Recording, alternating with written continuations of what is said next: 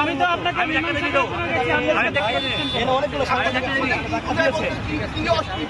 আমি তো তাকে সরাই দিয়েছি, আমাকে ডাক্তার দেখছি তো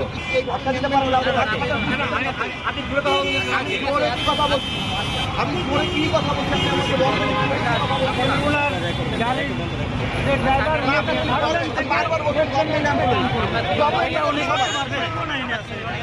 তার জন্য পুরো সিগন্যালটা বন্ধ হয়ে যায়।